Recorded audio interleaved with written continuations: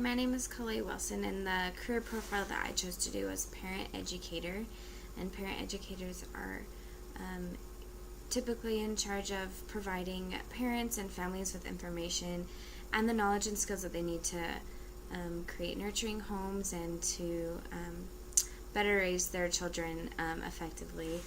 The typical working environment really varies depending on who you're employed through, and there's different agencies and organizations that will have different working environments.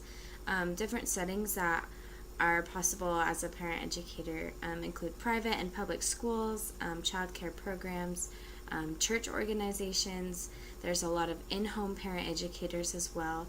And then you can also be employed through government or public programs, through private organizations, or you can also be self-employed as a parent educator. So each of these different employment possibilities definitely come with different working environments. Typically, parent educators work with a very diverse group of clientele, as well as staff, if they do work with the staff. And parent educators work a variety of hours, and typically they're required to be very flexible with the work hours that they are able to work. Some typical stressors for parent educators, they work a lot of the time one-on-one with specific families or parents, and many times parent educators are used when there's been a traumatic situation in a family and the parents are needing help with that. So oftentimes parent educators have difficult, stressful situations within specific families that they have to work with, and being able to deal with those difficult situations may be a stressor. And as well as dealing with those kinds of situations, parent educators usually have a curriculum that they have to implement when they're teaching, but sometimes, like typically self-employed parent educators have to come up with their own curriculum to teach and help the parents that they're helping. And some common tasks that parent educators have, they're sometimes required to plan and offer instructional events that are open to the public, and they will head up discussion groups sometimes as well. And like I said before, some parent educators have to come up with their own curriculum.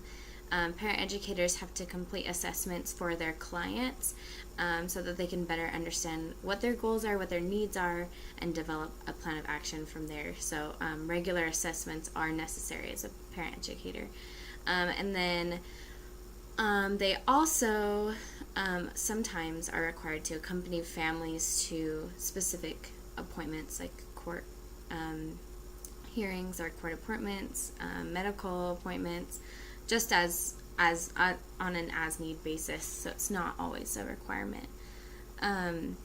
For education requirements, parent educators, most of them are required to have a bachelor's degree in social work, early childhood education, or a related field, and they did specify any field that gives them an understanding in child development, family dynamics, and they also like that parent educators have some kind of background in or understanding of counseling. And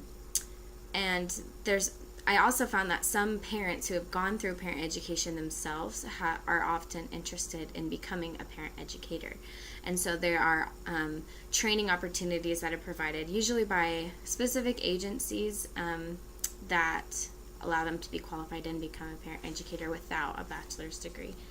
A starting salary is usually around $30,000, depending on the agency. Again, also if you're self-employed, that tends to be a little bit lower number. And then an experienced salary is usually up around $43,000 a year. And just some miscellaneous information about this career. There is a good outlook for this career because parent education is, there's a higher understanding of the importance and benefit from receiving parent education. So parent educators are growing in number, and many of the courses for this parent education are mandated. I think I've mentioned this before. Are mandated by court. So a lot of parents or families that are receiving this kind of education are